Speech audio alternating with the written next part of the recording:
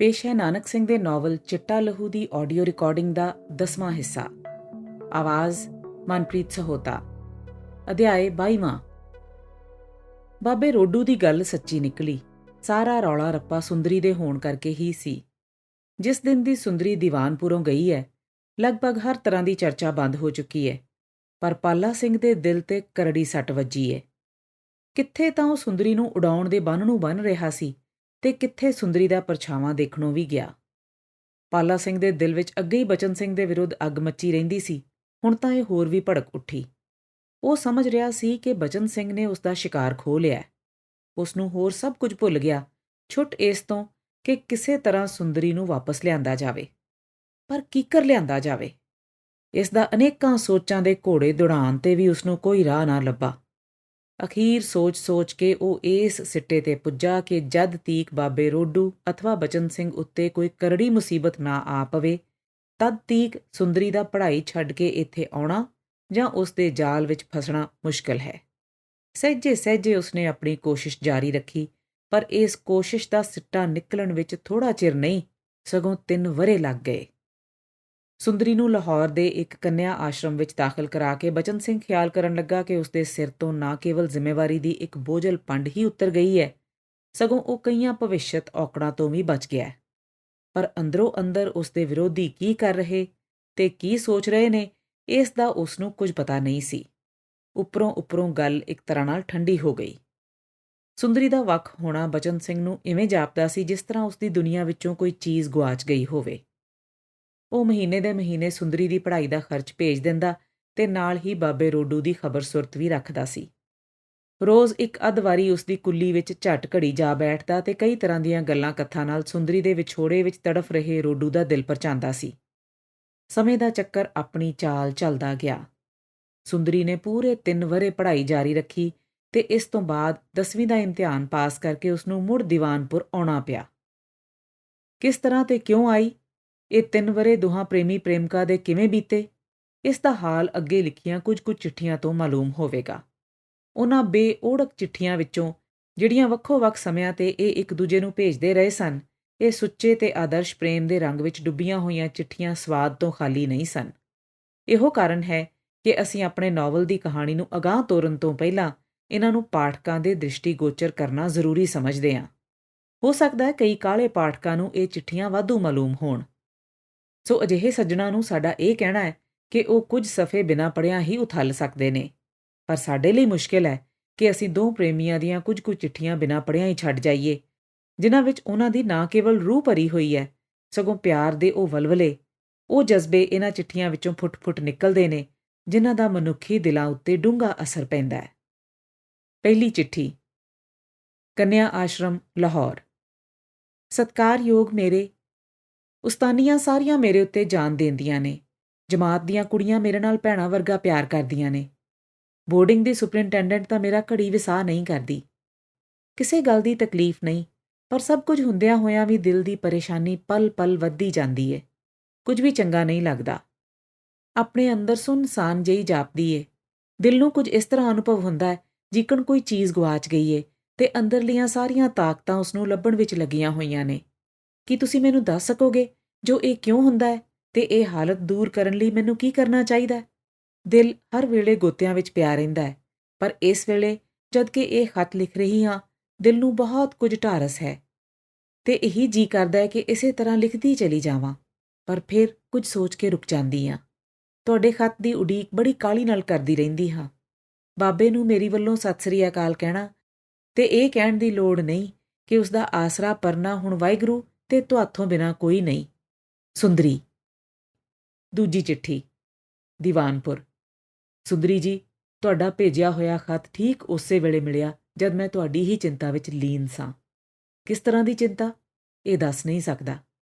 ਖੱਤ ਪੜ੍ਹ ਕੇ ਦਿਲ ਨੂੰ ਖੁਸ਼ੀ ਹੋਈ ਜਾਂ ਕੀ, ਇਹ ਵੀ ਨਹੀਂ ਕਹਿ ਸਕਦਾ। ਸਗੋਂ ਮੈਂ ਇਸ ਗੱਲ ਨੂੰ ਆਪ ਵੀ ਨਹੀਂ ਸਮਝ ਸਕਦਾ। ਜਿਹੜੀ ਹਾਲਤ ਤੁਸਾਂ ਆਪਣੀ ਖੱਤ ਲਿਖਣ ਵੇਲੇ ਦੀ ਦੱਸੀ ਹੈ, ਪੜ੍ਹਨ ਵੇਲੇ ਮੇਰੀ ਵੀ ਸ਼ਾਇਦ ਉਹੀ ਸੀ। ਹਾਂ, ਦਿਲ ਨੂੰ ਦੁੱਖ ਜ਼ਰੂਰ ਹੋਇਆ ਜਦ ਤੁਹਾਡੀ ਉਦਾਸੀ ਦਾ ਹਾਲ ਪੜ੍ਹਿਆ, ਪਰ ਇਹ ਕੋਈ ਨਵੀਂ ਗੱਲ ਨਹੀਂ। ਉਪਰੇ ਥਾਂ ਜਾ ਕੇ ਆਪਣਿਆਂ ਦੀ ਯਾਦ ਉਦਾਸ ਕਰ ਦਿੰਦੀ ਏ। ਪਰ ਫਿਰ ਜਿਸਨੇ ਇੰਨੀ ਉਮਰ ਤੱਕ ਘਰੋਂ ਬਾਹਰ ਪੈਰ ਨਾ ਕੱਢਿਆ ਹੋਵੇ, ਉਸ ਦਾ ਓਪਰੇ ਥਾਂ ਜਾ ਕੇ ਉਪਰਾਮ ਹੋ ਜਾਣਾ ਕੁਦਰਤੀ ਗੱਲ ਸੀ। ਉਮੀਦ ਹੈ ਬਹੁਤ ਛੇਤੀ ਤੁਸੀਂ ਦੀਵਾਨਪੁਰ ਦੀਆਂ ਗਲੀਆਂ ਨੂੰ ਭੁੱਲ ਜਾਓਗੇ। ਨਾਲੇ ਤੁਹਾਡੇ ਧਰਮ ਪਿਤਾ ਦਾ ਮੋਹ ਵੀ ਤਾਂ ਸਧਾਰਨ ਗੱਲ ਨਹੀਂ ਸੀ, ਜਿਸ ਕਰਕੇ ਤੁਹਾਡੀ ਅਜਿਹੀ ਹਾਲਤ ਨਾ ਹੁੰਦੀ। ਫਿਰ ਵੀ ਮੈਂ ਇਤਨੀ ਤਾਕੀਦ ਜ਼ਰੂਰ ਕਰਦਾ ਹਾਂ ਕਿ ਪੜ੍ਹਾਈ ਖੂਬ ਦਿਲ ਲਾ ਕੇ ਕਰਨੀ। ਨਾਲੇ ਸੁੰਦਰੀ ਜੀ, ਤੁਸੀਂ ਹੁਣ ਬਾਲੜੀ ਨਹੀਂ ਹੋ, ਆਪਣੇ ਨਫੇ ਨੁਕਸਾਨ ਨੂੰ ਚੰਗੀ ਤਰ੍ਹਾਂ ਸਮਝਦੇ ਹੋ। ਮੈਂ ਚਾਹੁੰਦਾ ਹਾਂ ਕਿ ਛੇਤੀ ਤੋਂ ਛੇਤੀ ਵਿੱਦਿਆ ਵਿੱਚ ਨਿਪੁੰਨ ਹੋ ਜਾਓ, ਤਾਂ ਜੋ ਕੱਲ ਕਲੋਤਰ ਨੂੰ ਜਿਸ ਘਰ ਵਿੱਚ ਤੁਸੀਂ ਜਾਣਾ ਹੈ, ਉਹਨਾਂ ਨੂੰ ਵੀ ਤੁਹਾਡੀ ਹੋਂਦ ਨਾਲ ਸੱਚੀ ਖੁਸ਼ੀ ਮਿਲੇ ਤੇ ਤੁਹਾਨੂੰ ਪ੍ਰਾਪਤ ਕਰਨ ਵਾਲਾ ਇਹ ਵੇਖ ਕੇ ਫੁੱਲਿਆ ਨਾ ਸਮਾਵੇ ਕਿ ਸੁੰਦਰੀ ਨਿਰੀ ਸੁੰਦਰਤਾ ਦੀ ਦੇਵੀ ਨਹੀਂ, ਵਿੱਦਿਆ ਤੇ ਅਕਲ ਦੀ ਵੀ ਪ੍ਰਤਿਮਾ ਹੈ। ਤੁਹਾਡੇ ਬਾਬਾ ਜੀ ਰਾਜ਼ੀ ਖੁਸ਼ੀ ਨੇ, ਕਿਸੇ ਗੱਲ ਦੀ ਚਿੰਤਾ ਨਹੀਂ ਕਰਨੀ। ਬਚਨ ਸਿੰਘ। ਤੀਜੀ ਚਿੱਠੀ। ਕੰਨਿਆ ਆਸ਼ਰਮ, ਲਾਹੌਰ। ਬੜੀ ਉਡੀਕ ਤੋਂ ਬਾਅਦ ਤੁਹਾਡਾ ਖਤ ਮਿਲਿਆ। ਮੈਨੂੰ ਇਸ ਦੀ ਉਡੀਕ ਉਸੇ ਵੇਲੇ ਤੋਂ ਲੱਗੀ ਹੋਈ ਸੀ ਜਦ ਮੈਂ ਆਪਣਾ ਖਤ ਲੈਟਰ ਬਾਕਸ ਵਿੱਚ ਪਾਇਆ ਸੀ। ਕੀ ਦੱਸਾਂ, ਤੁਹਾਡਾ ਖਤ ਪੜ੍ਹ ਕੇ ਮੇਰਾ ਜੀ ਕਿਹੋ ਜਿਹਾ ਹੋ ਰਿਹਾ ਹੈ। ਜਦ ਖਤ ਲਿਖਣ ਬੈਠੀ ਤਾਂ ਇਹੋ ਖਿਆਲ ਸੀ ਕਿ ਅੱਜ ਕਈ ਵਰਕੇ ਕਾਲੇ ਕਰ ਸੁੱਟਾਂਗੀ, ਪਰ ਹੁਣ ਜਦ ਲਿਖਣਾ ਸ਼ੁਰੂ ਕੀਤਾ ਹੈ, ਜੋ ਕੁਝ ਲਿਖਣ ਲੱਗਦੀ ਹਾਂ ਉਹੀ ਲਿਖਿਆ ਨਹੀਂ ਜਾਂਦਾ। ਪਤਾ ਨਹੀਂ ਕੀ ਚੀਜ਼ ਕਲਮ ਨੂੰ ਫੜ ਲੈਂਦੀ ਏ। ਕਈ ਕਾਗਜ਼ ਲਿਖੇ ਤੇ ਕਈ ਪਾੜੇ। ਤੁਹਾਨੂੰ ਚਿੰਤਾ? ਤੇ ਫਿਰ ਤੁਸੀਂ ਦੱਸ ਨਹੀਂ ਸਕਦੇ ਜੋ ਕਾਹਦੀ ਚਿੰਤਾ? ਪਰ ਮੈਂ ਕੋਈ ਅਜਾਣੀ ਨਹੀਂ, ਜਿਹਾ ਕਿ ਤੁਸੀਂ ਆਪ ਹੀ ਲਿਖਦੇ ਹੋ, ਜੋ ਤੂੰ ਬਾਲੜੀ ਨਹੀਂ। ਸੋ ਮੈਂ ਤੁਹਾਡੀ ਇਸ ਚਿੰਤਾ ਨੂੰ ਚੰਗੀ ਤਰ੍ਹਾਂ ਸਮਝ ਰਹੀ ਹਾਂ। ਇਸ ਚਿੰਤਾ ਦਾ ਕਾਰਨ ਕੇਵਲ ਮੈਂ ਅਭਾਗਣ ਹਾਂ। ਮੇਰੀ ਖਾਤਰ ਤੁਹਾਨੂੰ ਕੀ ਕੁਝ ਨਹੀਂ ਕਰਨਾ ਪਿਆ, ਇਸ ਨੂੰ ਮੈਂ ਵੇਖ ਹੀ ਰਹੀ ਹਾਂ। ਇੱਕ ਅਨਾਥ ਕੁੜੀ ਦੀ ਜਾਨ ਬਚਾਉਣ ਲਈ, ਤੇ ਫਿਰ ਇਹੋ ਹੀ ਨਹੀਂ ਬਲਕਿ ਉਸ ਨੂੰ ਅਵਿਦਿਆ ਦੇ ਚਿੱਕੜ ਚੋਂ ਕੱਢ ਕੇ ਵਿੱਦਿਆ ਦੇ ਉੱਚੇ ਆਸਣ ਤੇ ਬਿਠਾਉਣ ਲਈ ਤੁਸੀਂ ਜੋ ਘਾਲਣਾ ਘਾਲੀਆਂ ਨੇ, ਉਹਨਾਂ ਦਾ ਬਦਲਾ ਦੇਣਾ ਤੇ ਕਿਤੇ ਰਿਹਾ, ਉਹਨਾਂ ਦਾ ਵਰਣਨ ਕਰਨਾ ਵੀ ਮੇਰੇ ਲਈ ਔਖੀ ਗੱਲ ਹੈ। ਤੇ ਫਿਰ ਤੁਹਾਡੇ ਹੀ ਅੱਗੇ ਤੁਸੀਂ ਜਿੰਨਿਆਂ ਖਤਰਿਆਂ ਪਾਸੋਂ ਮੈਨੂੰ ਬਚਾਇਆ, ਉਹਨਾਂ ਤੋਂ 10 ਗੁਣਾ ਖਤਰਿਆਂ ਵਿੱਚ ਤੁਸੀਂ ਆਪ ਘਿਰ ਗਏ ਹੋ। ਅਜੇ ਹੋਰ ਪਤਾ ਨਹੀਂ ਕੀ ਬਿਪਤਾਵਾਂ ਤੁਹਾਡੇ ਸਿਰ ਤੇ ਆਉਣ। ਕੀ ਮੈਂ ਇਹਨਾਂ ਸਾਰੀਆਂ ਗੱਲਾਂ ਨੂੰ ਸਮਝ ਨਹੀਂ ਸਕਦੀ? ਇਹ ਹਾਲਤਾਂ ਹੁੰਦਿਆਂ ਹੋਇਆਂ ਵੀ ਜੇ ਤੁਹਾਨੂੰ ਚਿੰਤਾ ਨਾ ਹੋਵੇ ਤਾਂ ਕਿਸ ਨੂੰ ਹੋਵੇ? ਮੈਂ ਜਦ ਇਹਨਾਂ ਗੱਲਾਂ ਦਾ ਖਿਆਲ ਕਰਦੀ ਹਾਂ ਤਾਂ ਇਹੋ ਜੀ ਕਰਦਾ ਹੈ ਕਿ ਧਰਤੀ ਮਾਤਾ ਮੈਨੂੰ ਆਪਣੇ ਵਿੱਚ ਲੁਕਾ ਲਵੇ ਤੇ ਮੈਂ ਤੁਹਾਡੇ ਦੁੱਖਾਂ ਤੇ ਫਿਕਰਾਂ ਦਾ ਸਦਾ ਲਈ ਅੰਤ ਕਰ ਦਿਆਂ। ਪਰ ਕੀ ਕਰਾਂ, ਮੈਂ ਢੀਠ ਪੁਣੇ ਦੇ ਤਾਣ ਜਿਉਂ ਰਹੀ ਹਾਂ। ਤੁਸਾਂ ਜਿਹੜਾ ਲਿਖਿਆ ਹੈ ਕਿ ਓਪਰੀ ਥਾਂ ਕਰਕੇ ਮੇਰਾ ਦਿਲ ਉਦਾਸ ਹੈ, ਇਹ ਗਲਤ ਹੈ। ਜਿਸ ਜਗ੍ਹਾ ਵੀ ਤੁਹਾਡਾ ਸਾਇਆ ਮੇਰੇ ਸਿਰ ਤੇ ਹੈ, ਉਹ ਭਾਵੇਂ ਜਵਾਲਾਮੁਖੀ ਪਹਾੜ ਦੀ ਚੋਟੀ ਵੀ ਕਿਉਂ ਨਾ ਹੋਵੇ, ਮੇਰੇ ਲਈ ਸਵਰਗ ਹੈ। ਮੈਂ ਤੁਹਾਨੂੰ ਭਰੋਸਾ ਦਿਵਾਉਂਦੀ ਹਾਂ ਕਿ ਮੇਰੀ ਉਦਾਸੀ ਦਾ ਕਾਰਨ ਇਹ ਨਹੀਂ। ਕੀ ਕਿਹਾ ਜੇ ਦੀਵਾਨਪੁਰ ਦੀਆਂ ਗਲੀਆਂ ਨੂੰ ਭੁੱਲ ਜਾਵਾਂਗੀ? ਮੇਰਾ ਖਿਆਲ ਹੈ, ਮੈਨੂੰ ਖਿਮਾ ਕਰਨਾ, ਇਹ ਗੱਲ ਤੁਸਾਂ ਜਾਣ ਕੇ ਮੇਰੇ ਦਿਲ ਦੀ ਹਾਥ ਲੈਣ ਲਈ ਲਿਖੀ ਹੈ। ਦੀਵਾਨਪੁਰ ਦੀਆਂ ਗਲੀਆਂ ਨੂੰ ਮੈਂ ਇਸ ਜਨਮ ਵਿੱਚ ਤਾਂ ਕੀ 100 ਜਨਮਾਂ ਵਿੱਚ ਵੀ ਨਹੀਂ ਭੁੱਲ ਸਕਦੀ।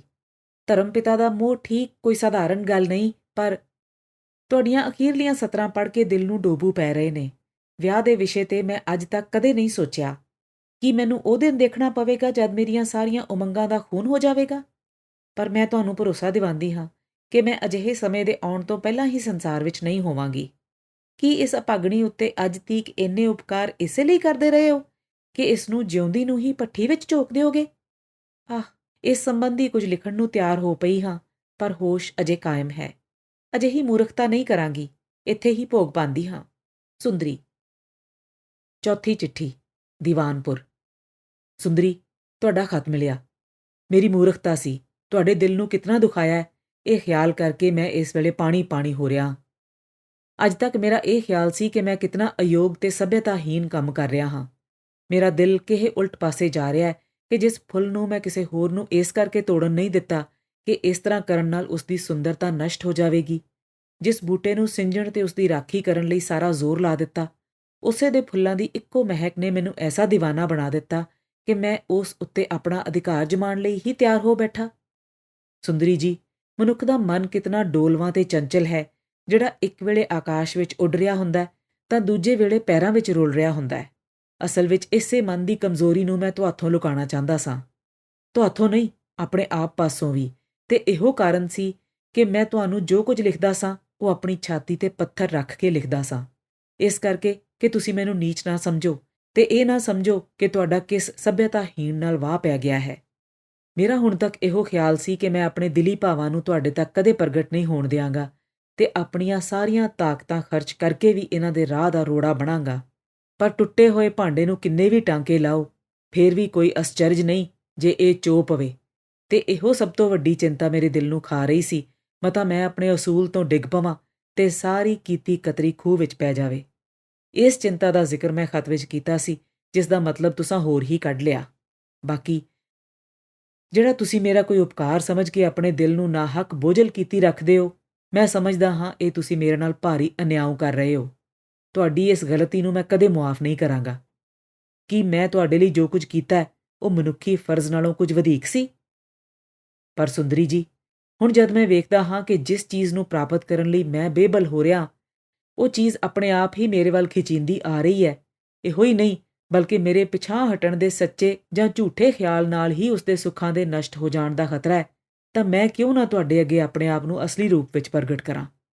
ਸੁੰਦਰੀ ਜੀ, ਤੁਹਾਡੇ ਸੰਸਾਰਕ ਗੁਣਾਂ ਨੇ ਤਾਂ ਮੇਰੇ ਦਿਲ ਵਿੱਚ ਉਸੇ ਦਿਨ ਤੋਂ ਘਰ ਕਰ ਲਿਆ ਸੀ ਜਿਸ ਦਿਨ ਗੁਰਦੁਆਰੇ ਤੋਂ ਬਾਹਰ ਮੈਂ ਤੁਹਾਨੂੰ ਜ਼ਮੀਨ ਤੇ ਅੱਖਰ ਲਿਖਦਿਆਂ ਵੇਖਿਆ ਸੀ। ਪਰ ਹੁਣ ਤਾਂ ਤੁਹਾਡੀ ਆਤਮਕ ਉੱਚਤਾ ਦੇ ਵੀ ਸਾਰੇ ਗੁਣ ਇੱਕ-ਇੱਕ ਕਰਕੇ ਮੇਰੇ ਦਿਲ ਨੂੰ ਆਪਣਾ ਘਰ ਬਣਾ ਚੁੱਕੇ ਨੇ। ਸੋ ਹੁਣ ਮੈਂ ਕੋਸ਼ਿਸ਼ ਕਰਨ ਤੇ ਵੀ ਤੁਹਾਥੋਂ ਦੂਰ ਨਹੀਂ ਰਹਿ ਸਕਦਾ। ਪਰ ਇਹ ਸਭ ਕੁਝ ਹੁੰਦਿਆਂ ਵੀ ਇੱਕ ਅਜਿਹੀ ਰੁਕਾਵਟ ਸਾਡੇ ਦੋਹਾਂ ਦੇ ਰਸਤੇ ਵਿੱਚ ਹੈ, ਜਿਸ ਦਾ ਖਿਆਲ ਕਰਕੇ ਮੈਂ ਸੋਚਦਾ ਹਾਂ ਕਿ ਕੁਦਰਤ ਨੇ ਸਾਡਾ ਸੰਜੋਗ ਨਹੀਂ ਬਣਾਇਆ।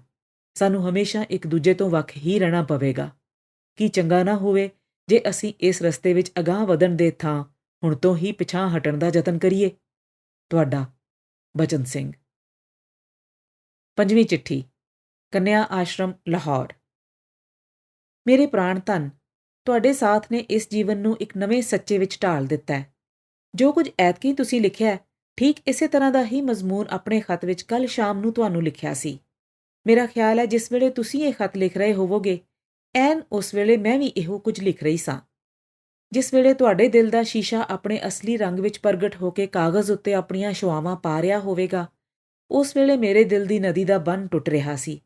ਸਭ ਸ਼ੰਕਾਵਾਂ, ਸਾਰੀਆਂ ਚੰਚਲਤਾਵਾਂ ਤੇ ਹਰ ਇੱਕ ਉਕਤੀ ਜੁਗਤੀ ਉਸ ਵਿੱਚ ਰੁੜ ਰਹੀ ਸੀ। ਬਾਕੀ ਰਹਿ ਗਿਆ ਸੀ ਮਨ ਦਾ ਨਿਰੋਲ ਤੇ ਅਸਲੀ ਭਾਵ। ਮੈਂ ਤੁਹਾਨੂੰ ਕੀ ਲਿਖ ਰਹੀ ਸਾਂ, ਸੁਣਨਾ ਚਾਹੁੰਦੇ ਹੋ? ਤਾਂ ਲਓ ਮੈਂ ਦੱਸਦੀ ਹਾਂ। ਮੈਂ ਲਿਖ ਰਹੀ ਸਾਂ ਤੇ ਖਤ ਦਾ ਉੱਤਰ ਉਡੀਕਣ ਤੋਂ ਪਹਿਲਾਂ ਲਿਖ ਰਹੀ ਸਾਂ। ਮੇਰੇ ਸਰਬੰਸ, ਮੈਂ ਨਹੀਂ ਜਰ ਸਕਦੀ ਕਿ ਤੁਹਾਡੇ ਨਾਲ ਠੱਗੀ ਕਰਾਂ। ਦਿਲ ਵਿੱਚ ਕੁਝ ਹੋਵੇ ਤੇ ਉੱਤੋਂ ਕੁਝ ਬਣ ਕੇ ਦੱਸਾਂ, ਇਹ ਮੈਂ ਪਾਪ ਕਰ ਰਹੀ ਸਾਂ, ਪਰ ਹੁਣ ਨਹੀਂ ਕਰਾਂਗੀ। ਸੰਸਾਰ ਵਿੱਚ ਇੱਕ ਤੁਸੀਂ ਹੀ ਹੋ ਜਿਸ ਨੂੰ ਮੇਰੇ ਦਿਲ ਨੇ ਪਿਆਰ ਕੀਤਾ ਹੈ। ਕਦੋਂ ਇਸ ਦਾ ਮੁੱਢ ਬੱਝਾ, ਇਸ ਦਾ ਮੈਨੂੰ ਕੁਝ ਪਤਾ ਨਹੀਂ, ਪਰ ਇਤਨਾ ਜਾਣਦੀ ਹਾਂ ਕਿ ਇਸ ਦਿਲ ਵਿੱਚ ਹੁਣ ਕਿਸੇ ਹੋਰ ਲਈ ਥਾਂ ਨਹੀਂ, ਨਾ ਹੀ ਕਦੀ ਇਸ ਜਨਮ ਵਿੱਚ ਹੋਵੇਗੀ। ਪਰ ਮੈਂ ਪਹਾੜ ਦੀ ਜਿਸ ਉੱਚੀ ਚੋਟੀ ਤੇ ਚੜ੍ਹਨ ਵਾਸਤੇ ਲਿਲਕੜੀਆਂ ਲੈ ਰਹੀ ਹਾਂ, ਉੱਥੇ ਤੱਕ ਮੇਰੀ ਪਹੁੰਚ ਵੀ ਹੈ। ਇਸ ਗੱਲ ਨੂੰ ਵੀ ਮੈਂ ਚੰਗੀ ਤਰ੍ਹਾਂ ਜਾਣਦੀ ਹਾਂ ਤੇ ਇਹ ਵੀ ਜਾਣਦੀ ਹਾਂ ਕਿ ਉੱਥੇ ਪਹੁੰਚਣਾ ਤਾਂ ਕਿਤੇ ਰਿਹਾ, ਪਹੁੰਚਣ ਦਾ ਖਿਆਲ ਕਰਨਾ ਵੀ ਮੇਰੇ ਲਈ ਅਣਹੋਣੀ ਗੱਲ ਹੈ। ਪਰ ਇਹ ਕੁਝ ਜਾਣਦਿਆਂ ਵੀ ਮੈਂ ਨਿਰਾਸ਼ ਨਹੀਂ। ਮੈਨੂੰ ਹੌਸਲਾ ਹੈ ਕਿ ਜਿੱਥੇ ਮੇਰਾ ਦਿਲ ਪਹੁੰਚ ਚੁੱਕਾ ਹੈ, ਜਿੱਥੇ ਮੇਰੇ ਹਰ ਇੱਕ ਫੁਰਨੇ ਦਾ, ਮੇਰੀ ਹਰ ਇੱਕ ਭਾਵਨਾ ਦਾ ਤੇ ਮੇਰੇ ਹਰ ਇੱਕ ਸਵਾਸ ਦਾ ਕੇਂਦਰ ਹੈ, ਉੱਥੇ ਜੇ ਮੇਰਾ ਸਰੀਰ ਨਾ ਪਹੁੰਚੇ ਤਾਂ ਬੇਸ਼ੱਕ ਨਾ ਪਹੁੰਚੇ। ਮੈਂ ਸਰੀਰਕ ਦੂਰੀ ਤੇ ਬੈਠੀ ਵੀ ਕੇਵਲ ਉਸ ਚੰਦਨਵਾੜੀ ਦੀ ਵਾਸ਼ਨਾ ਨਾਲ ਹੀ ਆਪਣੇ ਆਪ ਨੂੰ ਚੰਦਨ ਬਣਾ ਸਕਦੀ ਹਾਂ। ਇਹ ਹੈ ਮੇਰੀ ਉਸ ਚਿੱਠੀ ਦਾ ਸਾਰ। ਕੀ ਕਿਹਾ ਜੇ ਸਾਡੇ ਵਿਚਕਾਰ ਰੁਕਾਵਟ? ਨਹੀਂ ਪ੍ਰੀਤਮ, ਮੈਂ ਇਸ ਗੱਲ ਨੂੰ ਨਹੀਂ ਮੰਨਦੀ। ਰੁਕਾਵਟ ਇਹੋ ਨਾ ਕਿ ਵਿਆਹ। ਉਹ ਮੇਰੇ ਭੋਲੇ ਪ੍ਰੀਤਮ, ਇਸ ਗੱਲ ਨੂੰ ਦਿਲ ਚੋਂ ਕੱਢ ਛੱਡੋ। ਇਸ ਗੱਲ ਦਾ ਉੱਤਰ ਤੁਹਾਨੂੰ ਮੇਰੇ ਉੱਪਰਲੇ ਸ਼ਬਦਾਂ ਚੋਂ ਹੀ ਮਿਲ ਗਿਆ ਹੋਵੇਗਾ। ਪਰ ਇਤਨਾ ਹੋਰ ਲਿਖਦੀ ਹਾਂ ਕਿ ਤੁਸੀਂ ਜੰਮ-ਜੰਮ ਵਿਆਹ ਕਰਾਓ। ਸਗੋਂ ਮੈਂ ਤੁਹਾਨੂੰ ਮਜਬੂਰ ਕਰਾਂਗੀ ਕਿ ਛੇਤੀ ਤੋਂ ਛੇਤੀ ਘਰ ਦਾ ਬੂਹਾ ਖੋਲ੍ਹੋ ਤੇ ਮਾਤਾ ਜੀ ਦੀਆਂ ਸੱਧਰਾਂ ਲਾਹੋ।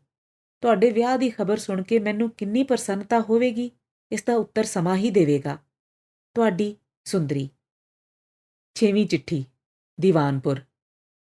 ਸੁੰਦਰੀ ਜੀ, ਮੈਂ ਕਿੱਡਾ ਵਡਭਾਗਾ ਹਾਂ ਜਿਸ ਨੇ ਤੁਹਾਡੇ ਵਰਗੀ ਸਵਰਗ ਦੇਵੀ ਦੇ ਪ੍ਰੇਮ ਨੂੰ ਜਿੱਤ ਲਿਆ ਹੈ। ਮੇਰੀ ਹਨੇਰੀ ਦੁਨੀਆ ਨੂੰ ਅੱਜ ਸੁੰਦਰੀ, ਤੁਹਾਡੇ ਪਵਿੱਤਰ ਭਾਵਾਂ ਨੇ, ਤੁਹਾਡੇ ਉੱਚੇ ਖਿਆਲਾਂ ਨੇ ਤੇ ਤੁਹਾਡੇ ਸਵਰਗੀ ਪਿਆਰ ਨੇ ਇੱਕ ਵਾਰਗੀ ਜਗਮਗਾ ਦਿੱਤਾ ਹੈ। ਮੈਨੂੰ ਇਹੋ ਮਾਲੂਮ ਹੁੰਦਾ ਹੈ ਕਿ ਮੇਰੇ ਅੰਦਰ ਕਿਸੇ ਮਧੁਰ ਰਾਗਨੀ ਦਾ ਅਨੂਠਾ ਅਲਾਪ ਹੋ ਰਿਹਾ ਹੈ, ਜਿਸ ਨੇ ਮਨ ਦੀ ਹਰ ਇੱਕ ਤਰਬ ਨੂੰ ਛੇੜ ਕੇ ਮੇਰੇ ਰੋਮ-ਰੋਮ ਵਿੱਚ ਕਦੇ ਨਾ ਬਸ ਹੋਣ ਵਾਲੀ ਗੁੰਜਾਰ ਪੈਦਾ ਕਰ ਦਿੱਤੀ ਹੈ।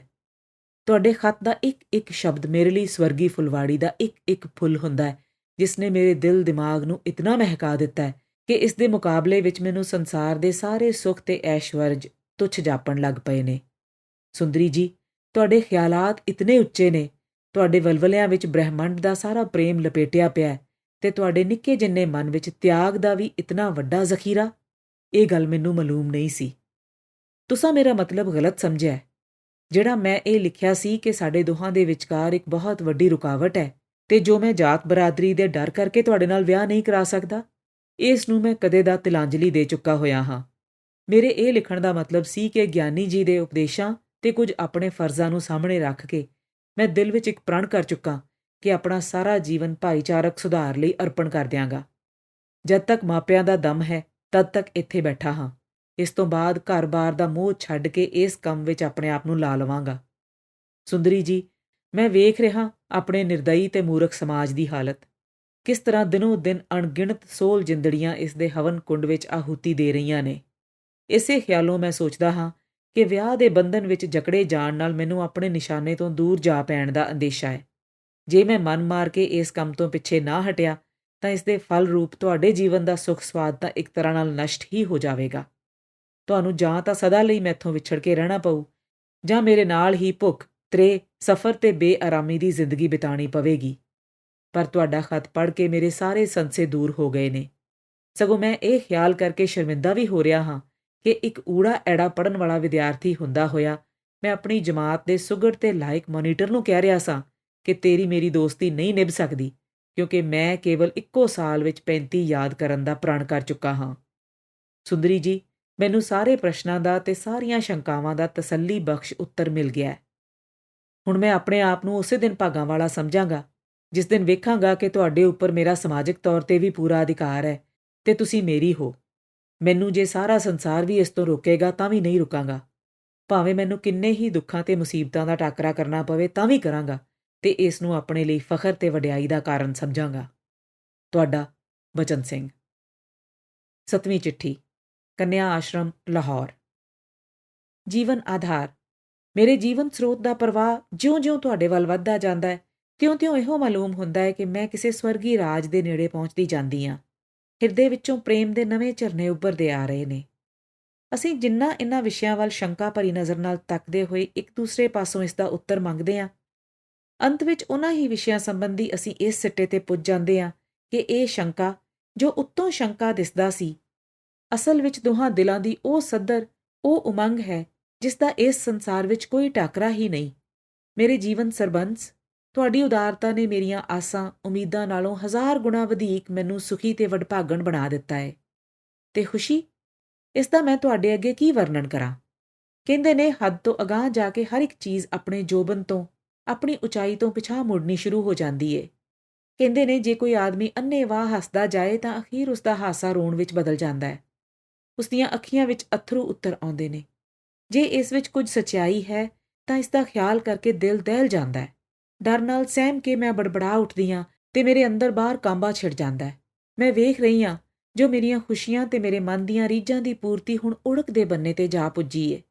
ਇਤਨੀ ਵਧੀਕ ਕਿ ਜਿਸ ਦੇ ਸੰਭਾਲਣ ਲਈ ਮੇਰੇ ਦਿਲ ਵਿੱਚ ਥਾਂ ਨਹੀਂ ਲੱਭਦਾ ਤੇ ਉਹ ਇਸ ਤਰ੍ਹਾਂ ਫੁੱਟ-ਫੁੱਟ ਕੇ ਬਾਹਰ ਨਿਕਲ ਰਹੀ ਏ ਜਿਕਣ ਭਰੇ ਹੋਏ ਘੜੇ ਵਿੱਚ ਹੋਰ ਪਾਣੀ ਪਾਣ ਨਾਲ ਉੱਤੋਂ ਦੀ ਡੁੱਲਣ ਲੱਗ ਪੈਂਦਾ ਏ। ਆਹ ਪ੍ਰੀਤਮ, ਇੱਥੇ ਪਹੁੰਚ ਕੇ ਪਤਾ ਨਹੀਂ ਕਿੱਥੋਂ ਨਿਕਲ ਕੇ ਕੋਈ ਬਾਰੀਕ ਜਿਹੀ ਚਿੰਤਾ ਮੇਰੇ ਦੁਆਲੇ ਪੋਚਾ ਫੇਰ ਦਿੰਦੀ ਏ ਤੇ ਮੈਂ ਬੇਚੈਨ ਹੋ ਜਾਂਦੀ ਹਾਂ। ਚਿੰਤਾ ਵੱਧਦੀ ਕਿਸੇ ਵੇਲੇ ਇਤਨੀ ਡਰਾਉਣੀ ਸ਼ਕਲ ਬਣਾ ਕੇ ਮੇਰੇ ਸਾਹਮਣੇ ਖੜੋ ਜਾਂਦੀ ਏ ਕਿ ਮੇਰੇ ਹਿਰਦੇ ਵਿਚਲਾ ਸੁੱਖ ਤੇ ਖੁਸ਼ੀਆਂ ਦਾ ਭੰਡਾਰ ਇਸ ਦੀ ਤਹਿ ਥੱਲੇ ਉੱਕਾ ਹੀ ਦੱਬਿਆ ਜਾਂਦਾ ਹੈ। ਮੇਰਾ ਚੰਚਲ ਮਨ ਤਰ੍ਹਾਂ ਦੀਆਂ ਦਲੀਲਾਂ ਘੜਨ ਵਿੱਚ ਰੁੱਝ ਜਾਂਦਾ ਏ। ਉਹ ਕਹਿੰਦਾ ਹੈ, ਅੰਮ੍ਰਿਤ ਵੇਲੇ ਦੀ ਠੰਡੀ ਹਵਾ ਜਦ ਬਾਗ ਦੀਆਂ ਕਲੀਆਂ ਨੂੰ ਨੀਵੀਂ ਨਜ਼ਰ ਪਾਈ ਆਪਣੇ ਵੱਲ ਮੁਸਕਰਾਉਂਦਿਆਂ ਤੇ ਲਪਟਾਂ ਛੱਡਦਿਆਂ ਤੱਕਦੀ ਏ ਤਾਂ ਪ੍ਰੇਮ ਦੀ ਮਸਤੀ ਵਿੱਚ ਆ ਕੇ ਹਵਾ ਆਪਣੇ ਆਪ ਨੂੰ ਭੁੱਲ ਜਾਂਦੀ ਏ ਤੇ ਕਲੀਆਂ ਨਾਲ ਛੇੜ-ਛਾੜ ਕਰਨ ਵਿੱਚ ਹੀ ਰੁੱਝ ਜਾਂਦੀ ਏ। ਇਸ ਪ੍ਰੇਮ ਕਲੋਲ ਦੇ ਅਨੂਠੇ ਰਸ ਨੂੰ ਕਲੀ ਦਾ ਨਾਜ਼ਕ ਦਿਲ ਪਚਾ ਨਹੀਂ ਸਕਦਾ ਤੇ ਉਹ ਖੁਸ਼ੀ ਤੇ ਅਨੁਮਾਦ ਵਿੱਚ ਆ ਕੇ ਆਪਣੇ ਆਪ ਤੋਂ ਬਾਹਰ ਹੋ ਜਾਂਦੀ ਏ। ਉਸ ਦੇ ਖੁੱਲ੍ਹਣ ਦੀ ਦੇਰ ਹੁੰਦੀ ਏ ਕਿ ਮਦਮਤੀ ਹਵਾ ਦਾ ਪ੍ਰੇਮ ਉਸ ਦੀਆਂ ਕੋਮਲ ਪੰਖੜੀਆਂ ਨੂੰ ਖੇਰੂ ਕਰ ਦਿੰਦਾ ਏ ਤੇ ਉਸ ਦੇ ਜੀਵਨ ਦਾ ਅੰਤ ਹੋ ਜਾਂਦਾ ਏ। ਮੇਰੇ ਪ੍ਰਾਣ ਆਧਾਰ, ਮੈਨੂੰ ਬਚਾ ਲਓ ਇਸ ਖਿਆਲੀ ਚਿੰਤਾ ਦੇ ਪੰਜੇ ਚੋਂ। ਮੈਨੂੰ ਆਪਣੇ ਆਪ ਵਿੱਚ ਲੁਕਾ ਲਓ ਤੇ ਅਜਿਹੀ ਥਾਂ ਲੁਕਾ ਕੇ ਰੱਖੋ ਜਿੱਥੇ ਇਹੋ ਜਿਹੇ ਚੰਦਰੇ ਖਿਆਲ ਮੇਰੇ ਲਾਗੇ ਨਾ ਫਟਕ ਸਕਣ। ਪਤਾ ਨਹੀਂ ਰਿਹਾ ਜੋ ਖਤ ਵਿੱਚ ਕੀ ਲਿਖਣ ਲੱਗੀ ਸਾਂ ਤੇ ਕੀ ਲਿਖ ਗਈ ਹਾਂ। ਇਹੋ ਮਾਲੂਮ ਹੁੰਦਾ ਹੈ ਕਿ ਲਿਖਣ ਲਈ ਹੁਣ ਕੋਈ ਗੱਲ ਬਾਕੀ ਨਹੀਂ ਰਹੀ, ਜਾਂ ਇਤਨਾ ਕੁ ਬਾਕੀ ਹੈ ਕਿ ਜਿਸ ਨੂੰ ਸਾਰੀ ਉਮਰ ਲਿਖਦੀ ਰਹਾਂ ਤਾਂ ਸ਼ਾਇਦ ਨਾ ਮੁੱਕੇ। ਜੋ ਲਿਖਣ ਲੱਗਦੀ ਹਾਂ ਉਸ ਨੂੰ ਲਿਖਣ ਤੋਂ ਪਹਿਲਾਂ ਹੀ ਤੁਹਾਡੇ ਅੰਦਰ ਚਮਕਦਾ ਵੇਖਦੀ ਹਾਂ। ਫਿਰ ਦੱਸੀ ਹੋਈ ਗੱਲ ਨੂੰ ਕੀ ਦੱਸਾਂ। ਪ੍ਰੀਤਮ, ਵਿਆਹ ਦਾ ਜ਼ਿਕਰ ਘੜੀ ਮੁੜੀ ਕਿਉਂ ਕਰਦੇ ਹੋ? ਲੋਕੀ ਕਹਿੰਦੇ ਨੇ ਵਿਆਹ ਹੀ ਇੱਕ ਐਸੀ ਚੀਜ਼ ਹੈ ਜਿਹੜੀ ਮਨੁੱਖੀ ਜੀਵਨ ਨੂੰ ਸੁਖੀ ਤੇ ਸਵਰਗੀ ਬਣਾ ਸਕਦੀ ਹੈ। ਜੇ ਇਹ ਗੱਲ ਠੀਕ ਹੈ ਤਾਂ ਮੈਂ ਇਸ ਤੋਂ ਬਹੁਤ ਦੂਰ ਰਹਿਣਾ ਚਾਹੁੰਦੀ ਹਾਂ, ਕਿਉਂਕਿ ਜੋ ਖੁਸ਼ੀ ਤੇ ਸੁਖ ਮੈਨੂੰ ਤੁਹਾਡੀ ਉਦਾਰਤਾ ਤੇ ਤੁਹਾਡੇ ਪ੍ਰੇਮ ਦੇ ਸਦਕਾ ਇਸ ਵੇਲੇ ਤੱਕ ਪ੍ਰਾਪਤ ਹੋ ਚੁੱਕੇ ਨੇ, ਉਹਨਾਂ ਦੇ ਹੁੰਦਿਆਂ ਮੈਂ ਕਿਸੇ ਹੋਰ ਸੁਖ ਦੀ ਕਲਪਨਾ ਹੀ ਨਹੀਂ ਕਰ ਸਕਦੀ। ਪ੍ਰਾਪਤ ਕਰਨ ਦੀ ਖਾਹਿਸ਼ ਤਾਂ ਕਿਤੇ ਰਹੀ। ਜਿਹਾ ਕਿ ਉੱਪਰ ਦੱਸ ਆਈ ਹਾਂ, ਇੱਥੇ ਹੋਰ ਥਾਂ ਹੀ ਨਹੀਂ। ਤੁਸੀਂ ਆਪਣੇ ਜੀਵਨ ਨੂੰ ਜਿਸ ਸੱਚੇ ਵਿੱਚ ਢਾਲਣ ਦਾ ਖਿਆਲ ਪ੍ਰਗਟ ਕੀਤਾ ਹੈ, ਮੇਰੇ ਹੁੰਦਿਆਂ ਪ੍ਰੀਤਮ, ਇਕੱਲੇ ਹੀ ਇਸ ਪੈਂਡੇ ਤੇ ਨਹੀਂ ਪੈ ਸਕਦੇ, ਇੱਕ ਕਦਮ ਵੀ ਨਹੀਂ ਪੁੱਟ ਸਕਦੇ। ਓਹ, ਕਿਤਨੀ ਉਦਾਰਤਾ, ਕਿਤਨੀ ਦ੍ਰਿੜਤਾ ਹੈ। ਜਿਸ ਸਮਾਜ ਨੇ ਤੁਹਾਨੂੰ ਇਸ ਹਾਲਤ ਤੱਕ ਪਹੁੰਚਾਇਆ, ਉਸ ਲਈ ਅਜੇ ਤੱਕ ਤੁਹਾਡੇ ਦਿਲ ਵਿੱਚ ਦਇਆ ਭਾਵ ਹੈ। ਤੁਸੀਂ ਪਿਛਲੇ ਜਨਮ ਦੇ ਕੋਈ ਤਪੱਸਵੀ ਮਾਲੂਮ ਹੁੰਦੇ ਹੋ। ਜਾਣਦੇ ਹੋ ਇਸ ਸੰਬੰਧੀ ਮੇਰਾ ਕੀ ਖਿਆਲ ਰਿਹਾ, ਜਿਸ ਨੂੰ ਤੁਹਾਡੀਆਂ ਦੋਹਾਂ ਸਤਰਾਂ ਨੇ ਹੀ ਪਲਟ ਕੇ ਰੱਖ ਦਿੱਤਾ। ਸੁਣੋ, ਮੈਂ ਆਪਣੇ ਦਿਲ ਵਿੱਚ ਇੱਕ ਗੁਪਤ ਜ਼ਹਿਰ ਦਬਾਈ ਬੈਠੀ ਸਾਂ ਕਿ ਇਸ ਭਾਈਚਾਰੇ ਤੋਂ, ਜਿਸ ਨੇ ਮੇਰੇ ਦਿਲ ਦੇ ਮਾਲਕ ਨਾਲ ਉਸਦੇ ਬੇਦੋਸ਼ ਹੁੰਦਿਆਂ ਹੋਇਆਂ ਇਹ ਅਤਿਆਚਾਰ ਕੀਤੇ ਸਨ, ਉਹ ਬਦਲਾ ਲਵਾਂਗੀ। ਇਸ ਦੇ ਦੁਬਾਜਰੇ ਤੇ ਪਖੰਡੀ ਆਗੂਆਂ ਨੂੰ ਉਹ ਨੱਕ ਨਾਲ ਚਣੇ ਚਬਵਾਵਾਂਗੀ ਕਿ ਇੱਕ ਵਾਰੀ ਦੁਨੀਆ ਯਾਦ ਰੱਖੇ, ਤੇ ਅਜਿਹਾ ਕਰਨ ਲਈ ਤੁਹਾਨੂੰ ਵੀ ਕਹਾਂਗੀ। ਪਰ ਹੁਣ ਮੇਰੇ ਪ੍ਰੀਤਮ, ਮੇਰਾ ਜੀਵਨ ਤੁਹਾਡੇ ਵਿੱਚ ਅਭੇਦ ਹੋ ਚੁੱਕਾ ਹੈ। ਇਸ ਨੂੰ ਜਿਸ ਪਾਸੇ ਤੁਸੀਂ ਲਾਓਗੇ, ਉਸ ਪਾਸੇ ਲੱਗਾਂਗੀ। ਹਾਂ, ਇੱਕ ਵਾਰ ਫੇਰ ਬੇਨਤੀ ਕਰਦੀ ਹਾਂ ਕਿ ਜਿਸ ਬਿਖੜੇ ਪੰਧ ਵਿੱਚ ਤੁਸੀਂ ਪੈਣ ਵਾਲੇ ਹੋ, ਉਸ ਵਿੱਚ ਇਕੱਲੇ ਨਾ ਪੈਣਾ, ਮੈਨੂੰ ਵੀ ਭਾਈਵਾਲ ਬਣਾ ਲੈਣਾ। ਤੁਸੀਂ ਵੇਖੋਗੇ, ਮੈਂ ਤੁਹਾਡੇ ਰਾਹ ਦਾ ਰੋੜਾ ਨਹੀਂ ਬਣਾਂਗੀ। ਇਸ ਗੱਲ ਦੀ ਸ਼ੰਕਾ ਨਾ ਕਰਨਾ। ਹਾਂ, ਵਿਆਹ ਬਾਬਤ ਫੇਰ ਲਿਖਦੇ ਹਾਂ ਕਿ ਇਸ ਦਾ ਖਿਆਲ ਅਜੇ ਦਿਲ ਚੋਂ ਕੱਢ ਛੱਡਣਾ। ਅਸਾਂ ਇਸ ਦਾ ਮੁੱਲ ਚੁਕਾਣਾ ਏ, ਕੁਝ ਚਿਰ ਤਪੱਸਿਆ ਕਰਨੀ ਏ, ਤੇ ਫੇਰ ਅਸੀਂ ਸਦਾ ਲਈ ਇੱਕ ਹੋਵਾਂਗੇ, ਪ੍ਰਲੋ ਕਾਲ ਤੱਕ, ਤੇ ਉਸਦੇ ਮਗਰੋਂ ਵੀ ਇੱਕ ਹੀ ਰਹਾਂਗੇ। ਇਸ ਤੋਂ ਛੁੱਟ ਇਹ ਵੀ ਦੱਸਦੇ ਹਾਂ ਕਿ ਮੇਰੀ ਉੱਪਰਲੀ ਸ਼ੰਕਾ ਨੂੰ ਵੀ ਉੱਕਾ ਨਿਰਮੂਲ ਨਾ ਸਮਝਣਾ। ਇਤਨੀਆਂ ਖੁਸ਼ੀਆਂ ਨੂੰ ਇੱਕ ਵਾਰਗੀ ਹੀ ਨਾ ਅਸੀਂ ਤੇ ਨਾ ਹੀ ਕੋਈ ਹੋਰ ਪਚਾ ਸਕਦਾ ਹੈ। ਤੁਹਾਡੀ ਸੁੰਦਰੀ। 8ਵੀਂ ਚਿੱਠੀ। ਦੀਵਾਨਪੁਰ।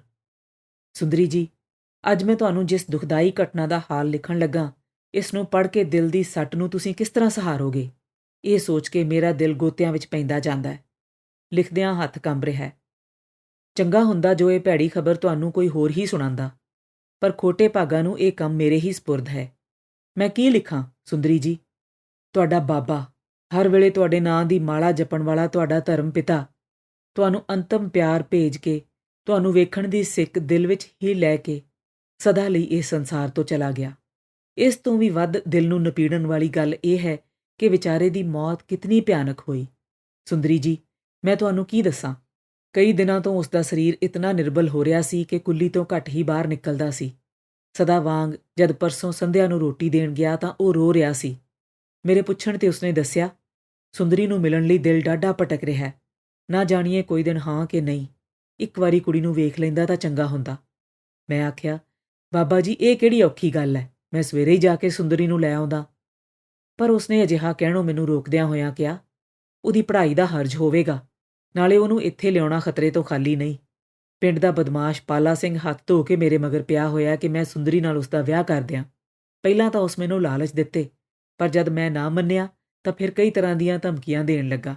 ਇੱਥੋਂ ਤੱਕ ਕਹਿ ਗਿਆ ਕਿ ਜੇ ਤੂੰ ਸਿੱਧੀ ਤਰ੍ਹਾਂ ਮੇਰੀ ਗੱਲ ਨਹੀਂ ਮੰਨੇਗਾ ਤਾਂ ਮੈਂ ਆਪਣੇ ਆਦਮੀਆਂ ਪਾਸੋਂ ਤੈਨੂੰ ਮਰਵਾ ਸੁੱਟਾਂਗਾ, ਤੇ ਸੁੰਦਰੀ ਜਦ ਤੇਰੇ ਮਰਨ ਦੀ ਖਬਰ ਸੁਣ ਕੇ ਆਵੇਗੀ ਤਾਂ ਉਸ ਨੂੰ ਬਦੋ-ਬਦੀ ਚੁੱਕ ਕੇ ਲੈ ਜਾਵਾਂਗਾ। ਸੁੰਦਰੀ ਜੀ, ਜਿਸ ਵੇਲੇ ਬਾਬਾ ਇਹ ਗੱਲਾਂ ਕਰ ਰਿਹਾ ਸੀ, ਉਸ ਵੇਲੇ ਉਸਦੀ ਹਾਲਤ ਵੇਖੀ ਨਹੀਂ ਸੀ ਜਾਂਦੀ। ਮੇਰਾ ਵੀ ਸਰੀਰ ਗੁੱਸੇ ਨਾਲ ਕੰਬ ਰਿਹਾ ਸੀ। ਮੈਂ ਉਸ ਨੂੰ ਹੌਸਲਾ ਦਿੰਦਿਆਂ ਹੋਇਆਂ ਕਿਹਾ, ਬਾਬਾ ਜੀ, ਮੇਰੇ ਬੈਠਿਆਂ ਕਿਸ ਦੀ ਮਜਾਲ ਹੈ ਸੁੰਦਰੀ ਵੱਲ ਜਾਂ ਤੁਹਾਡੇ ਵੱਲ ਤੱਕ ਜਾਵੇ। ਇਸ ਤੋਂ ਬਾਅਦ ਮੈਂ ਉਸ ਨੂੰ ਆਪਣੇ ਘਰ ਲੈ ਚੱਲਣ ਲਈ ਬੜਾ ਯਤਨ ਕੀਤਾ, ਪਰ ਉਹ ਨਾ ਮੰਨਿਆ ਤੇ ਆਖਣ ਲੱਗਾ, ਸਰਦਾਰ ਜੀ, ਮੇਰਾ ਕੀ ਏ, ਮੈਂ ਤਾਂ ਅੱਗੇ ਹੀ ਕੰਧੀ ਤੇ ਰੁਖੜਾਂ, ਅੱਜ ਮੋਇਆ ਤੇ ਕੱਲ ਦੂਜਾ ਦਿਹਾੜਾ। ਮੈਂ ਰੱਬ ਅੱਗੇ ਹੱਥ ਜੋੜਦਾ ਕਿ ਮੈਨੂੰ ਤੁਰਦਿਆਂ ਫਿਰਦਿਆਂ ਹੀ ਸਾਂਭ ਲਵੇ। ਸਰੀਰ ਹੁਣ ਉੱਕਾ ਹੀ ਰਹਿ ਚੁੱਕਾ ਹੈ। ਬਹੁਤਾ ਫਿਕਰ ਸੁੰਦਰੀ ਦਾ ਸੀ, ਜੋ ਤੁਹਾਡੀ ਦਇਆ ਨਾਲ ਦੂਰ ਹੋ ਗਿਆ। ਫਿਰ ਮੈਂ ਉਸ ਨੂੰ ਕਿਹਾ, ਬਾਬਾ ਜੀ, ਮੇਰੇ ਨਾਲ ਲਾਹੌਰ ਚਲੇ ਚਲੋ ਤੇ ਸੁੰਦਰੀ ਨੂੰ ਮਿਲ ਆਓ। ਇਸ ਤੇ ਉਹ ਰਾਜ਼ੀ ਹੋ ਪਿਆ ਤੇ ਦੂਜੇ ਦਿਨ ਮੇਰੇ ਨਾਲ ਚੱਲਣ ਦੀ ਸਲਾਹ ਪੱਕੀ ਹੋਈ। ਉਸੇ ਰਾਤ ਅੱਧੀ ਕੁ ਰਾਤੀਂ ਰੌਲੇ ਦੀ ਆਵਾਜ਼ ਨਾਲ ਮੇਰੀ ਜਾਗ ਖੁੱਲ੍ਹ ਗਈ। ਅੱਗ ਲੱਗ ਗਈ ਦੀ ਦੁਹਾਈ ਸੁਣ ਕੇ ਮੈਂ ਅੱਬੜ-ਵਾਇਆ ਘਰੋਂ ਬਾਹਰ ਨਿਕਲਿਆ। ਗਲੀ ਵਿੱਚ ਆ ਕੇ ਸੁਣਿਆ ਬਾਬੇ ਰੋਡੂ ਦੀ ਕੁੱਲੀ ਨੂੰ ਅੱਗ ਲੱਗ ਗਈ ਹੈ। ਮੈਂ ਵਾਹੋ-ਦਾਈ ਹੀ ਭੱਜਾ ਗਿਆ। ਜਾ ਕੇ ਵੇਖਿਆ ਬਹੁਤ ਸਾਰੇ ਲੋਕ ਇਕੱਠੇ ਹੋਏ ਸਨ। ਲੋਕਾਂ ਨੇ ਬਾਬੇ ਦੀ ਝੁਲਸੀ ਹੋਈ ਦੇਹ ਕੱਢ ਕੇ ਇੱਕ ਪਾਸੇ ਰੱਖੀ ਹੋਈ ਸੀ। ਕੁੱਲੀ ਸੁਆਹ ਦਾ ਢੇਰ ਹੋ ਚੁੱਕੀ ਸੀ। ਉੱਤੇ ਪਾਣੀ ਪੈਣ ਕਰਕੇ ਉਸ ਦੀਆਂ ਅੱਧ ਸੜੀਆਂ ਲੱਕੜਾਂ ਧੁਖ ਰਹੀਆਂ ਸਨ। ਮੈਂ ਭੀੜ ਚੀਰਦਾ ਹੋਇਆ ਪਾਸ ਪਹੁੰਚਿਆ। ਸੁੰਦਰੀ ਜੀ, ਉਸ ਵੇਲੇ ਦਾ ਹੁਲੀਆ ਦੱਸ ਕੇ ਮੈਂ ਤੁਹਾਡੇ ਦੁੱਖਾਂ ਦੀ ਬਲਦੀ ਅੱਗ ਉੱਤੇ ਤੇਲ ਨਹੀਂ ਪਾਉਣਾ ਚਾਹੁੰਦਾ। ਮੇਰੇ ਵਿੱਚ ਵੇਖਣ ਦੀ ਤਾਕਤ ਨਹੀਂ ਸੀ। ਮੈਂ ਦਿਲ ਤਕੜਾ ਕਰਕੇ ਉਸਦੇ ਸਰੀਰ ਨੂੰ ਟੋਇਆ। ਥਾਣੇਦਾਰ ਤੇ 2-3 ਸਿਪਾਹੀ ਮੌਜੂਦ ਸਨ। ਪਹਿਲਾਂ ਕਿੰਨਾ ਚਿਰ ਤਾਂ ਸਭ ਨੇ ਇਹੋ ਸਮਝਿਆ ਕਿ ਉਹ ਮਰ ਚੁੱਕਾ ਹੈ, ਪਰ ਕੁਝ ਚਿਰ ਬਾਅਦ ਉਸਦੇ ਸਰੀਰ ਵਿੱਚ ਹਿਲਜੁਲ ਹੋਈ। ਮੈਂ ਉਸਨੂੰ ਕਈ ਆਵਾਜ਼ਾਂ ਦਿੱਤੀਆਂ। ਉਸਨੇ ਨਜ਼ਰ ਭਰ ਕੇ ਮੇਰੇ ਵੱਲ ਤੱਕਿਆ ਤੇ ਹੌਲੀ ਜਿਹੀ ਕਿਹਾ, ਸਰਦਾਰ ਜੀ।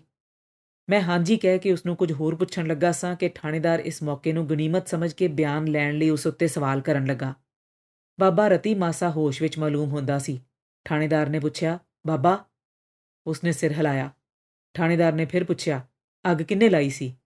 ਬਾਬੇ ਨੇ ਇਸ ਦੇ ਉੱਤਰ ਵਿੱਚ ਸਿਰਫ ਇੱਕ ਵਾਰੀ ਅਸਮਾਨ ਵੱਲ ਤੱਕਿਆ, ਜਿਸ ਤੋਂ ਜਾਪਦਾ ਸੀ ਪਵਿੱਤਰ ਆਤਮਾ ਬਾਬਾ ਆਪਣੇ ਖੂਨੀ ਨੂੰ ਨਸ਼ਰ ਨਹੀਂ ਸੀ ਕਰਨਾ ਚਾਹੁੰਦਾ ਤੇ ਇਸ ਘਟਨਾ ਨੂੰ ਰੱਬ ਦਾ ਭਾਣਾ ਸਮਝ ਕੇ ਸੰਤੋਖ ਪ੍ਰਗਟ ਕਰ ਰਿਹਾ ਸੀ। ਇਸ ਤੋਂ ਬਾਅਦ ਥਾਣੇਦਾਰ ਦੀ ਕਿਸੇ ਗੱਲ ਦਾ ਉਸਨੇ ਕੋਈ ਉੱਤਰ ਨਾ ਦਿੱਤਾ। ਉਸ ਵਿੱਚ ਹੁਣ ਇਸ਼ਾਰਾ ਕਰਨ ਦੀ ਵੀ ਤਾਕਤ ਨਹੀਂ ਸੀ। ਉਸ ਆਸ-ਪਾਸ ਲੱਗੀ ਭੀੜ ਵੱਲ ਇੱਕ ਨਜ਼ਰ ਭਰ ਕੇ ਤੱਕਿਆ ਤੇ ਮੇਰੇ ਉੱਤੇ ਆ ਕੇ ਉਸਦੀ ਨਜ਼ਰ ਠਹਿਰ ਗਈ।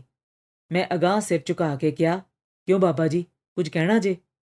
ਉਹ ਕੁਝ ਨਾ ਬੋਲ ਸਕਿਆ ਤੇ ਉਸਦੀਆਂ ਅੱਖਾਂ ਵਿੱਚ ਪਾਣੀ ਭਰ ਆਇਆ।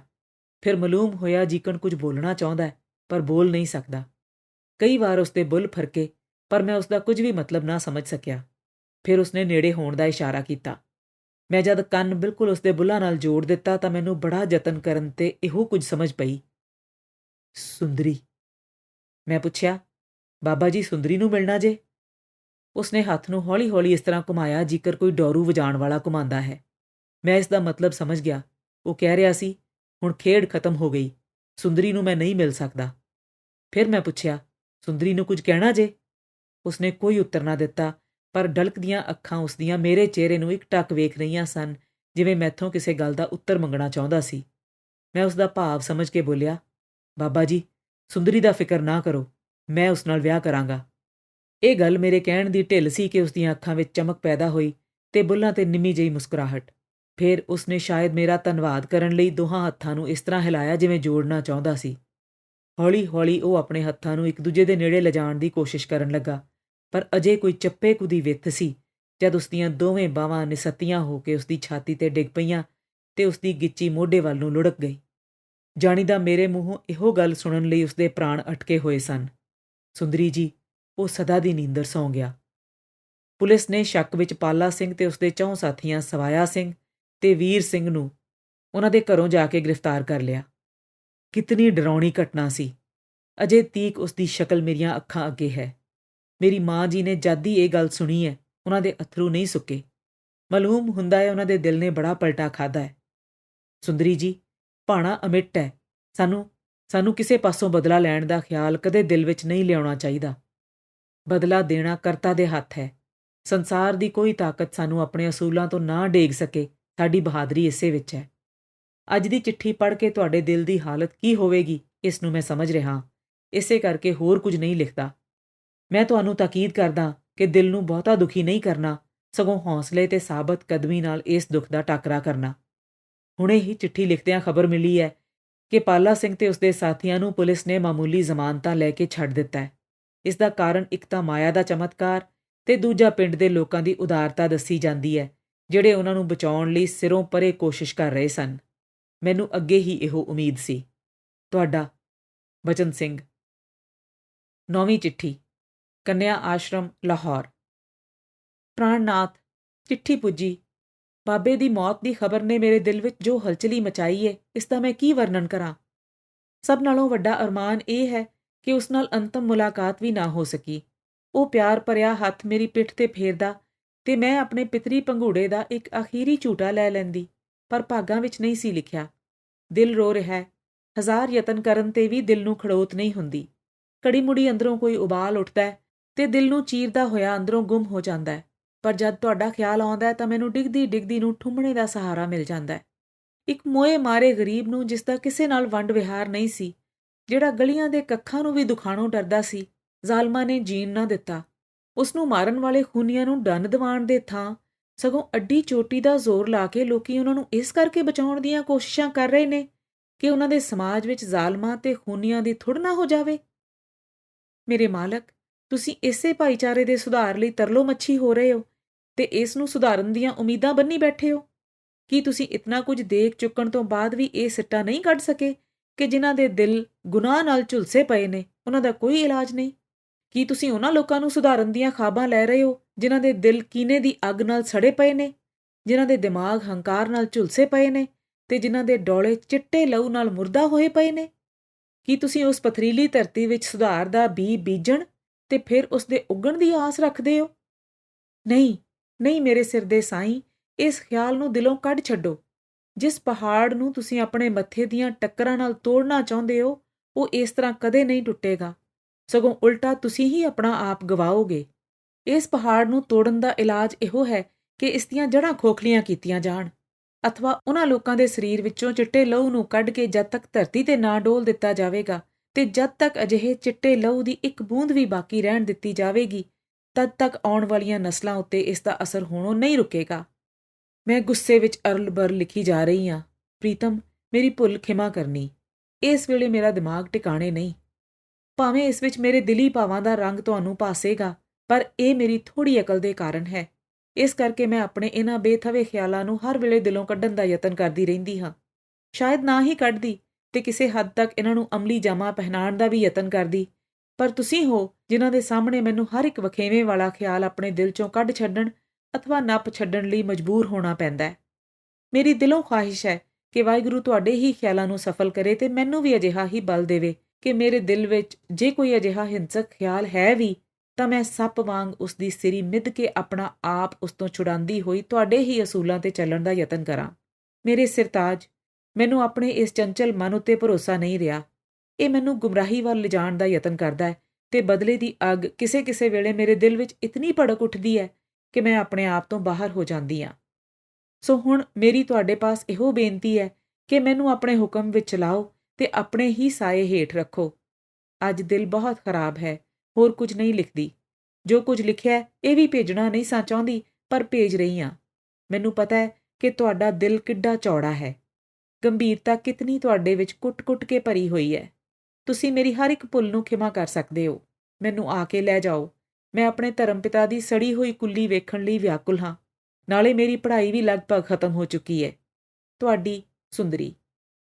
10ਵੀਂ ਚਿੱਠੀ, ਦੀਵਾਨਪੁਰ।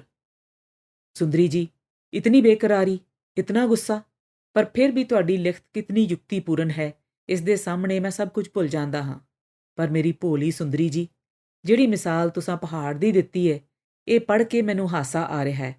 ਇਸ ਵਿੱਚ ਤੁਸੀਂ ਆਪ ਹੀ ਫਸ ਗਏ ਹੋ ਜਦ ਤੁਸੀਂ ਲਿਖਦੇ ਹੋ ਕਿ ਇਹ ਮੱਥਾ ਮਾਰਨ ਨਾਲ ਨਹੀਂ ਟੁੱਟੇਗਾ, ਜੜ੍ਹਾਂ ਕੱਟਣ ਨਾਲ ਹੀ ਟੁੱਟੇਗਾ। ਤੇ ਇਸ ਸੰਬੰਧੀ ਜਿਹੜਾ ਤੁਹਾਡਾ ਪ੍ਰੋਗਰਾਮ ਹੈ, ਉਹੀ ਤਾਂ ਠੀਕ ਮੱਥਾ ਮਾਰਨ ਵਾਲੀ ਗੱਲ ਹੈ, ਅਰਥਾਤ ਸਮਾਜ ਪਾਸੋਂ ਖੂਨ ਦਾ ਬਦਲਾ ਖੂਨ ਨਾਲ ਲੈ ਕੇ ਉਸ ਦੇ ਸੁਧਾਰ ਦੀ ਆਸ ਰੱਖਣੀ। ਇਹ ਤਾਂ ਸੱਚਮੁੱਚ ਪਹਾੜ ਨੂੰ ਟੱਕਰਾਂ ਮਾਰਨ ਦੇ ਹੀ ਤੁਲ ਹੈ। ਇਸ ਤੋਂ ਉਲਟ ਅਮਲੀ ਪ੍ਰਚਾਰ ਤੇ ਉੱਚੇ ਵਿਚਾਰਾਂ ਦੁਆਰਾ ਉਸ ਉੱਤੇ ਪ੍ਰਭਾਵ ਪਾਣਾ, ਇਹ ਹੈ ਉਸ ਪਹਾੜ ਦੀਆਂ ਜੜ੍ਹਾਂ ਨੂੰ ਖੋਖਲਾ ਕਰਨਾ। ਪਰ ਇਸ ਦੇ ਨਾਲ ਹੀ ਤੁਹਾਡੀ ਉਦਾਰਤਾ ਦਾ ਮੈਂ ਰਿਣੀ ਹਾਂ। ਤੁਸੀਂ ਆਪਣੇ ਖਿਆਲਾਂ ਦੀ ਪੁਸ਼ਟੀ ਕਰਦੇ ਹੋਏ ਵੀ ਮੇਰੇ ਮਗਰ ਲੱਗਣ ਦਾ ਵਿਚਾਰ ਰੱਖਦੇ ਹੋ। ਮੈਨੂੰ ਪੂਰੀ ਆਸ ਹੈ ਕਿ ਜਦ ਤੁਸੀਂ ਮੇਰੇ ਇਸ ਪੰਧ ਦੀ ਪੰਧਾਊ ਬਣੋਗੇ ਤਾਂ ਤੁਹਾਨੂੰ ਆਪਣੇ ਇਹ ਅੱਜ ਵਾਲੇ ਖਿਆਲ ਇਤਨੇ ਹੀ ਗਲਤ ਮਾਲੂਮ ਹੋਣਗੇ ਜਿੰਨਾ ਕਿ ਦਿਨ ਨੂੰ ਰਾਤ ਕਹਿਣਾ। ਇਹ ਮੈਂ ਵੇਖ ਰਿਹਾ ਕਿ ਸਾਡੇ ਸਮਾਜ ਦਾ ਲਹੂ ਸੱਚਮੁੱਚ ਦਿਨੋਂ ਦਿਨ ਚਿੱਟਾ ਹੁੰਦਾ ਜਾ ਰਿਹਾ ਹੈ, ਪਰ ਇਸ ਦਾ ਸੁਧਾਰ ਕਰਨ ਲਈ ਜਿਹੜਾ ਇਲਾਜ ਤੁਸੀਂ ਵਰਤਣਾ ਚਾਹੁੰਦੇ ਹੋ, ਉਹ ਉਤਨਾ ਹੀ ਭਿਆਨਕ ਹੈ ਜਿਤਨਾ ਕਿ ਹਲਕਾਏ ਕੁੱਤੇ ਦੇ ਵੱਡੇ ਹੋਏ ਨੂੰ ਕੋਈ ਨੁਹਾ ਕੇ ਰਾਜ਼ੀ ਕਰਨਾ ਚਾਹੇ।